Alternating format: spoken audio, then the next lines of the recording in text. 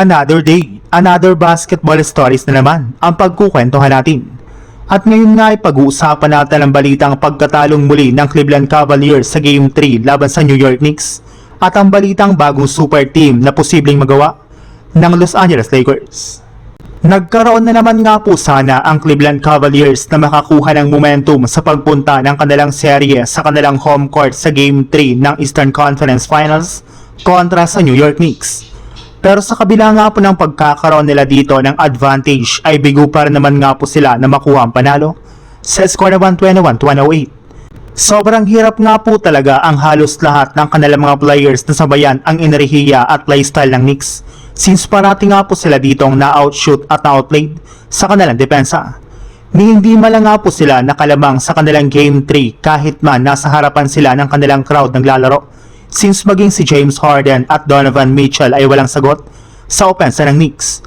At dahil nga po sa nangyaring ito ay bawan na nga po sila sa 0-3 sa kanilang serye at isang talo na lang naman nila ay tuluyan na nga po silang mawawalis at mai-eliminate sa playoffs. Simula nga po ng nakakadismayang pag-choke ng Cavs sa Game 1 ay mukhang hindi na nga po naibalik pa ng team ang confidence at composure ng kanilang mga manlalaro na siyang rason bakit parati nalang kinukulang sila pagdating sa enerhiya sa loob ng court. Sa ibang balita naman, ayon nga po sa ikinumpirma ng isang NBA insider, plano na nga po ni Luka Doncic na recruit sina LeBron James at Austin Reeves para manatili sa Lakers. Gusto para naman nga po ni Luka na makasamang maglaro sina Reeves at LeBron at mukhang wala rin naman nga pong ibang choice dito ang Lakers gayong sinabi na nga po ni Rob Pelinka na susundin nga po nila ang mga sasabihin nitong move. Kaya expect na nga po ninyo na bibigyan ng Lakers si LeBron at Reeves ng bagong kontrata.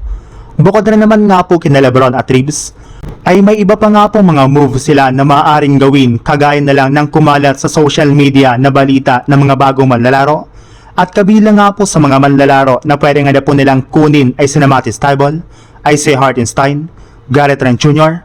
at si Marvin Bagley. Kailangan na rin naman nga po nilang i-draft si Dalen Swain at gumawa ng trade para makuha dito si Peyton Watson.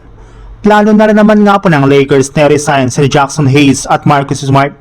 Gayong kapag nagawa nga po nila yan ay magkakaroon nga po sila sigurado ng bagong super team na makapagbibigay sa kanila ng mas mataas na tsansa na makapag-compete sa kampyonato.